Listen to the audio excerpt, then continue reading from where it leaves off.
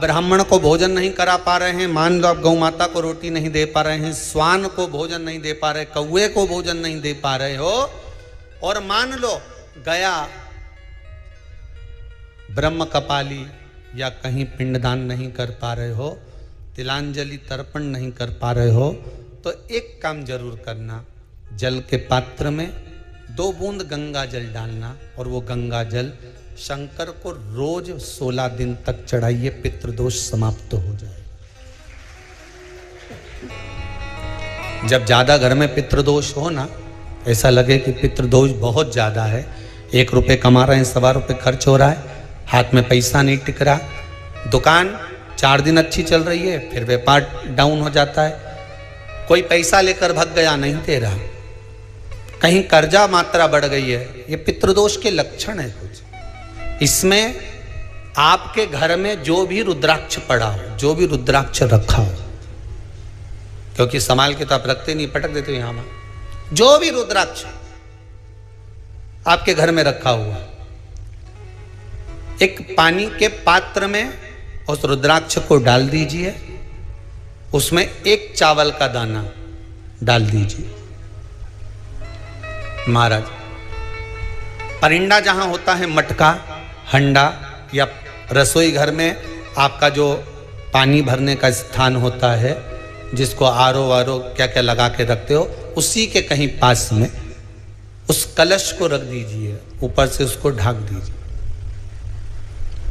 शाम के समय, सुबह रखा 10 बजे से 12 बजे के बीच में, शाम के समय प्रदोष काल में भगवान शंकर का नाम स्मरण कर कर, ओम नमः शिवाय बोलकर, श्री शिवाय नमस्तुभ्यम बोलकर, या महामृत्युंजय मंत्र का स्मरण कर कर, या गायत्री मंत्र का स्मरण कर कर, जो मंत्र आपकी बुद्धि में, विवेक में समाहित हो, उस मंत्र का नाम लेकर राम कृष्ण हरि जो बोल सकते हो, एक घी का दिया अवश्य प्रज्वलित करें, लंबी बाती का। कौन सी बाती का?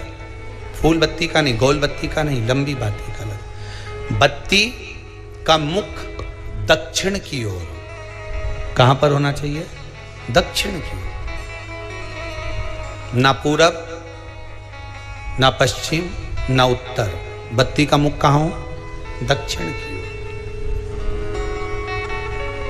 जैसे श्राद्ध पक्ष में ब्राह्मण को जब भोजन कराते हैं तो ब्राह्मण का मुख श्राद्ध पक्ष के भोजन कराते समय अगर पूरब, पश्चिम और उत्तर का होता है तो श्राद्ध के भोजन का फल नहीं मिलता। उसका मुख दक्षिण का होता है तो हमारे घर के जितने भी पितर उस तिथि में गए होते हैं सबको उसका भाग मिल जाता है और पितृदोष समाप्त हो जाता है। इसलिए ब्राह्मण का मुख श्राद्ध पक्ष में भोजन कराते समय दक्षिण का होना चाहिए।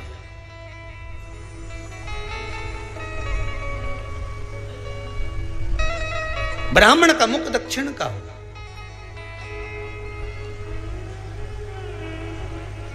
यहां तक शास्त्र कहता है महाराज, अगर गौ माता को श्राद्ध पक्ष में अगर भोजन दे रहे हो तो गाय का मुख अगर दक्षिण का है, गाय का, आपका मुख भले उत्तर का हो, गाय का मुख दक्षिण का हो, आपका मुख भले पूरा पश्चिम कहीं का, गाय का मुख अगर दक्षिण में है, अगर आपने दक्षिण में गाय को खड़ी कर रखा है और दक्षिण में उसका मुख और आप भोजन दे रहे हो तो शास्त्र कहता है कि किसी पिंड की जरूरत नहीं पड़ती, गाय स्वतः कल्याण कर देती है, गौ माता स्वतः कल्याण कर,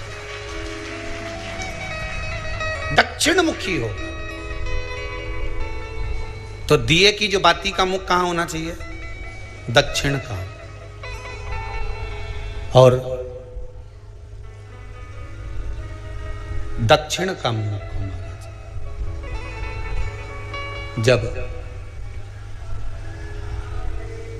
जब दक्षिण का मुख हो, दक्षिण की ओर बाती हो महाराज, तब दक्षिण की बाती जलाने के बाद में भगवान से वहीं पर प्रार्थना करें। जो कलश रखा है उसके ऊपर जो प्लेट रखी है, ढाका गया है, वहाँ अपना सीधा हाथ रखें और अपने पूर्वजों का, अपने पितरों का स्मरण करें कि मेरे धन को लेकर कोई चले गया, मेरा व्यापार ऐसा चल रहा है, मेरा घर में बच्चों का विवाह नहीं हो रहा, या घर में इतनी अशांति है, या तकलीफ है या कष्ट है, ये सब का स्मरण कर कर उस कलश को रात्रि भर रखे रहने दें। सुबह स्नान आदि करने के बाद फिर एक घी का दिया दक्षिण की ओर लगाकर सुबह 10 बजे से 12 बजे के बीच में उस जल को शिव जी को समर्पित कर कर आ जाएं और वो रुद्राक्ष लेकर वापिस सजाएं। महाराज वापिस सजाइए, उस रुद्राक्ष को अपने घर में रख दीजिए। वर्ष भर वो रुद्राक्ष आपको कभी बीमारी से नहीं घिरने देगा, कभी किसी जगह खड्डे में नहीं जाने देगा, वो उन्नति की ओर ही बढ़ाएगा। भले कोई भी रुद्राक्ष हो, 1 मुखी से लेकर 14 मुखी, 20 मुखी, 18 मुखी, जो रुद्राक्ष आपके पास में, आप तो उसका स्मरण करिए। आप उसका स्मरण करें। आपको लगता है कहीं कहीं कि मेरे पितर मुझ पर क्रोध कर रहे हैं, आपको कभी कभी लगे कि मेरे ऊपर पितृ दोष लगा हुआ है या पितरों का श्राप लगा हुआ है, या हमारे यहाँ पर लोग अधोगति में ज़्यादा मर जाते हैं, हमारे यहाँ ये काम ज़्यादा हो जाता है, तो निवेदन है, श्राद्ध पक्ष चल रहा है, प्रयास करिएगा। एक चावल की कटोरी में, कटोरी के अंदर थोड़ा सा चावल रख लीजिए कच्चा, उस चावल की कटोरी में एक बेलपत्र, थोड़ी सी दुर्वा बांधकर पानी का मटका, परिंडा या जहां अपना रसोई घर में जल रखते हो, उस कटोरी को वहां पर 2 दिन 3 दिन तक रख दो। वैसे तो 16 दिन रखो ज़्यादा अच्छा था, पर जो दिन अपने को मालूम है 2-3 दिन उसको रख दीजिए। घी का दिया लगाइए। 3 दिन के बाद में उस दुर्वा को, उस बेलपत्र को शिव बाबा को समर्पित कर दो। चावल पूरे घर में घुमाने के बाद चिड़िया को या नदी में या किसी जीव को प्रदान कर दो। महाराज पितृदोष के निवारण का सुंदर तरीका। कल आपको वो काम नहीं हो रहा है, बहुत दिनों से आप प्रयास कर रहे हो और काम अटका पड़ा हुआ है, तो प्रयास करना। जल के पात्र में थोड़ा सा शहद, गंगा जल उसमें डालकर, ये जो श्राद्ध पक्ष चल रहा है, जिस समय पर, जिस श्राद्ध पक्ष के अंतर्गत, श्राद्ध पक्ष में एक पात्र में जल लेकर उसमें थोड़ा सा शहद, गंगा जल डालकर भगवान शंकर को कुंदकेश्वर महादेव के नाम से, कौन से महादेव? कुंदकेश्वर, क्योंकि विदल और उत्पल इन दोनों असुरों ने, राक्षसों ने जब बहुत उपद्रव मचाया, अब ठीक है, जब बहुत उपद्रव मचाया, तब माता जगतजननी के कहने पर कुंदुक का प्रहार कर कर इन दोनों राक्षसों का संहार करा था। तो शिवजी का नाम कुंदकेश्वर पड़ गया था। क्या नाम पड़ा था? कुंदकेश्वर। कहते हैं बहुत बांधाओं में जब व्यक्ति पड़ जाता है, बहुत बांधाओं में जब व्यक्ति चला जाता है, कुछ ना कुछ समस्याओं में जब व्यक्ति फंसा रहता है, पड़ा रहता है, तो कुंदकेश्वर महादेव का स्मरण करना चाहिए। एक प्रयास और करना, छोटा सा प्रैक्टिकल करने में क्या जाता है। दुकान पर ग्राहक नहीं आ रहे ना,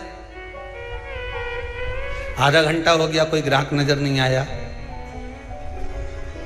फालतू बैठे हो ना दुकान पर, जब ग्राहक नहीं आता तो फ्री हो, तो एक काम करो, कोई भी जरा सा हाथ में पानी लेकर कुंदकेश्वर महादेव के नाम से 51 बार, 21 बार बोलकर, 11 बार बोलकर वो पानी को दरवाजे पे छींट दो। आधा घंटा, ज़्यादा से ज़्यादा 20 मिनट, आधा घंटा 30 मिनट नहीं लगेंगे और ग्राहक प्रवेश करना प्रारंभ करें। प्रैक्टिकल करने में क्या जाए। अब ई में कहीं घटा तुम्हारा? कि पानी घट गया, कि बोलने से कुंदकेश्वर महादेव का नाम लेने से जीवान घट गई, कुछ घटा? फायदा तो तुम्हारा ही हुआ। कुंदकेश्वर का नाम, कोई काम अटक रहा है, शहद जल के पात्र में डालिए और थोड़ा सा गंगा जल डालकर इसी श्राद्ध पक्ष में किसी भी दिन जब तुम्हारा मन पड़े तब शंकर जी को समर्पित कर और साथ में एक लोटा पानी, एक कलश जल का अलग से लेकर जाओ। जब शहद का जल शंकर जी को समर्पित कर दो, उसके बाद सादा जल शंकर जी को अवश्य समर्पित करके। शहद का जल बांधाओं को हर लेता है, बांधा को हरता है। हम तो कई बार बच्चों से कहते हैं, अगर कोई बच्चा कंपटीशन एग्जाम में बैठ रहा है, इंटरव्यू दे रहा है या कोई एग्जाम में नहीं निकल रहा है, तो प्रयास करना बेलपत्री का जो बीच वाला पत्ता होता है, इस पत्ते पर शहद लगाकर हथेली में रखकर अंगूठे से इसको इस तरह से दबाकर शिव जी के कुंदकेश्वर महादेव का नाम लेकर अपनी मनोकामना कर शंकर भगवान का जो शिवलिंग है उस शिवलिंग पर इस बेलपत्री के पत्ते को चिपकाकर आ जा और एग्जाम देने जा। बाबा निपटे का सब काम कर। जिस बालक बालिका का जॉब नहीं लग रहा हो, सर्विस नहीं लग रही हो, नौकरी नहीं लग रही हो, जगह जगह पहले करते थे जॉब, अब छूट गई, 2 साल हो गए, 3 साल हो गए, सर्विस नहीं लग रही हो, बहुत प्रयास कर लिया हो, बहुत प्रयास, तो महाराज काली तिल्ली को पीस कर उसको जल के पात्र में डालकर अपने घर के मटका परिंडा पितरों का जो स्थान होता है, जलाशय होता है, उसके पास में एक पात्र में रख दीजिए। बेलपत्री या बट का पेड़ या पीपल का पेड़, इस वृक्ष के नीचे एक रात्रि तक रखे रहने के बाद में दूसरे दिन अपनी कामना कर, जिनका जॉब नहीं लग रहा, सर्विस नहीं लग रही, नौकरी नहीं लग रही या कहीं उलझने उत्पन्न हो रही है, उस व्यक्ति को हाथ में ले जाकर उस पात्र का जल, 3 वृक्ष पितरों के तुल्य हैं। कल की कथा में कहा था, पहला बेलपत्री का, दूसरा पीपल का, तीसरा बट का, ये 3 पितरों के तुल्य हैं। इन 3 में से किसी भी वृक्ष के नीचे उस काली तिल के जल को समर्पित कर दीजिए। महाराज बाबा चाहेगा, भोलेनाथ जी चाहेगा तो 3 महीने में कहीं ना कहीं योग बना ही देगा, ये पक्का। बाबा पर विश्वास रखो, शंकर भगवान पर भरोसा विश्वास रखकर आप कार्य करेंगे, क्यों ना हो।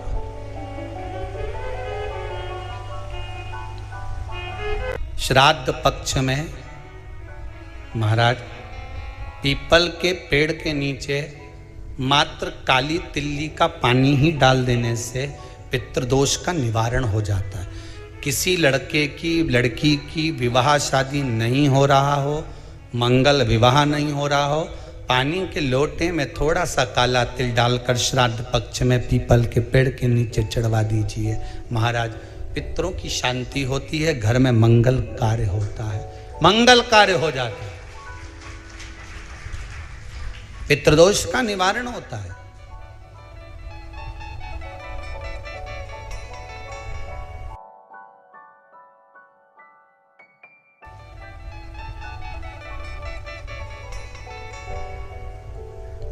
बहुत रोग घिर गया, ऐसा लग रहा है कि बहुत बड़ी बीमारी शरीर में आ गई है, वो मिट नहीं रही, बीमारी बहुत बड़ी है, नहीं जा रही। सरसों का फूल भगवान शंकर को चढ़ाना प्रारंभ कर दो। सरसों तो आप अपने घर के अंदर भी बो सकते हो, उसमें पीला फूल आ ही जाता है, शिव जी को चढ़ाना चालू कर दो, बीमारी समाप्त होना प्रारंभ। शिव को समर्पित किया गया एक एक भाग, एक एक भाग। महाराज लगे ऐसा कि घर में शांति नहीं है, सुख लक्ष्मी तो है परिवार भी छोटा है पर शांति नहीं, जब देखो जब किसी ना किसी का मुंह चलता रहे, क्रोध में बोलते रहें, शब्दों के तीर चलते रहें, शांति नहीं है। प्रयास करिए। श्राद्ध पक्ष में जिस समय पर ब्राह्मण को भोजन करने के लिए बिठाएं या श्राद्ध पक्ष के अंतर्गत ब्राह्मण जब घर में भोजन ग्रहण कर रहा हो, उस समय पर थोड़ा सा कोई सुगंधित पदार्थ, इत्र आदि, पानी के मटके के पास, परिंडे के पास में, जलाशय के पास में उस इत्र को थोड़ा सा कोई रुई में रखकर छोड़ दीजिए। घर में कभी क्लेश नहीं हो सकता, शांत का माहौल हो जाए। पितृपक्ष में किया जाता, पितृपक्ष। और एक बात और अच्छे से ध्यान रखिएगा, आप ब्राह्मण को भोजन कराएं ना कराएं, आपने धूप छोड़ी ना छोड़ी वो पता नहीं, गाय को रोटी दी ना दी, स्वान को भोजन दिया ना दिया, कौवे को भोजन दिया ना दिया, चलेगा। पर जिस दिन अमावस्या के दिन पितृपक्ष समाप्त हो, उस दिन प्रदोष काल में, प्रदोष के समय पर, प्रदोष काल में शाम के समय पर जाकर किसी भी नदी, तालाब, बावड़ी, कुआं, कहीं ना कहीं जो आपके पास में हो, वहां पर एक घी का दिया, बत्ती का मुंह दक्षिण की ओर कर कर अवश्य जला कर जाना। सारे पितृदोष समाप्त हो जाएगा, सारा पितृदोष समाप्त। अमावस्या के दिन किसी भी जलाशय के पास में, नदी, तालाब, बावड़ी, कुआं, जो आपके शहर में, आपके गांव में, आपके नगर में हो, वहां जाकर लगा दे। अगर नदी, तालाब, बावड़ी, कुआं नहीं है तो पीपल का वृक्ष हो या बेलपत्री का वृक्ष हो या बट का वृक्ष हो, उसके नीचे लगा दो प्रदोष काल में। पर अमावस्या के दिन लगाएं जरूर। क्यों? क्योंकि अमावस्या 16 दिन तक पितृ मृत्यु लोक में आने के बाद में भोजन ग्रहण करते हैं।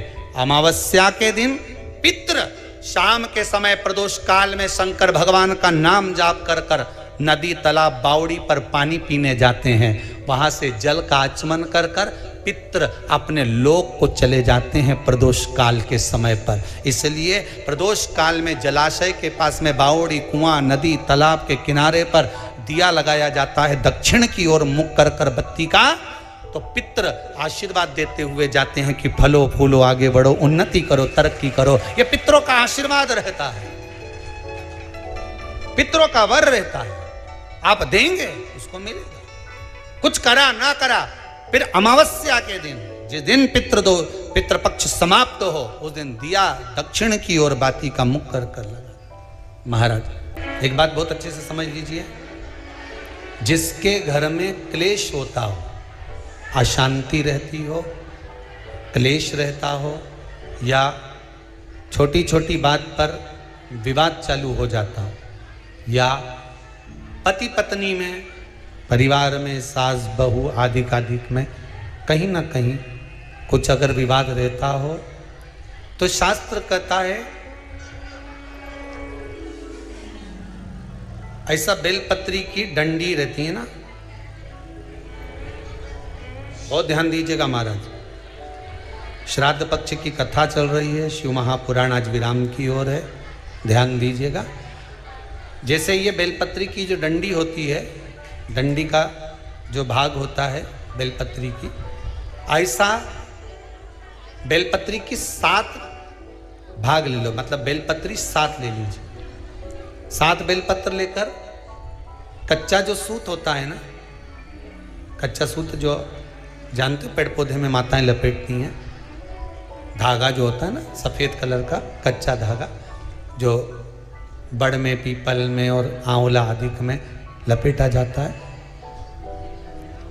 कच्चा सूत, उसको शंकर भगवान और माता पार्वती का स्मरण कर कर नंदी के, जो नंदी होता है, नंदी के राइट भाग में, नंदी का एक पांव ऊंचा होता है, आपने देखा होगा आगे का पांव ऊंचा होता है, बैठते समय नंदी का एक पांव ऊंचा है, एक पांव नीचे की ओर जाता है। तो नंदी का जहां पांव ऊंचा है, उस ऊंचे पांव के पास में बैठना है। कच्चे सूत पर उस बेलपत्री के जो 7 गुच्छ हैं, 7 जो बेलपत्री के भाग हैं, 7 बेलपत्री हैं, उसको अपना नाम गोत्र स्मरण कर कर उस कच्चे सूत को लपेटना है। महाराज लाल कलर का चंदन उस बेलपत्री के पत्ते में जो अग्रभाग होता है, सबसे आगे का भाग, सातों में लाल चंदन लगाना है। महाराज उस चंदन को लगाकर आप प्रदोष के दिन, प्रदोष काल में शंकर भगवान को समर्पित अगर करते हैं तो जिस घर का गोत्र बोला है उस घर में कभी क्लेश नहीं हो सकता, वो शांति का अनुभव करे, उसमें क्लेश नहीं हो सकता। एक धागा होता है पक्का धागा, एक धागा होता है कच्चा धागा। बहुत ध्यान दीजिएगा महाराज, पक्के धागे से नहीं लपेटना सफेद, कच्चा जो धागा पीपल में, बड़ में या आंवला आदि में जो हम लोग लपेटते हैं पूजन करते समय, वो कच्चा धागा। और एक बात और आपको कहने, ध्यान दीजिएगा, अगर मान लो किसी पति पत्नी का तलाक तक की नौबत हो गई और तलाक नहीं कराना है, आपस में वापिस प्रेम बढ़ जाए, छोरी वापिस घर में रहे, बेटा उसको रखे, बहू रहे, आपस में प्रेम बढ़े, वो भले मायके चली गई हो, वो भले लड़का छोड़कर चले गया हो, अकेली रह रही हो और चाहती है कि मैं पति के साथ रहना है, तलाक नहीं होना चाहिए, हम दोनों में प्रेम रहे, वो संभाले मेरे को भी और मैं भी आदर करूं, वो भी आदर करे। तो मेरा निवेदन है, कच्चा जो सूत होता है, कच्चा जो धागा होता है, नंदी के ठीक पीछे बैठकर कोई साथ में आपका परिवार का कोई व्यक्ति चले जाए और हस्तकमल को, जिसको अपने परिवार में वापिस रहना है, उस स्त्री हो या पुरुष हो, दोनों में से कोई भी नंदी के पीछे बैठकर सोमवार की जिस दिन अष्टमी पड़े उस दिन नंदी के पीछे बैठकर हाथ को ऐसा बंद करना है, हाथ में एक बेलपत्री रखना है, सीधी सीधी बंद कर कर 7 बार उस हाथ पर कच्चा सूत लपेट देना है, उस सूत को वापस निकाल लेना है, बेलपत्री के साथ, बेलपत्री के साथ में, और बेलपत्री को तो अपने पास में रखना।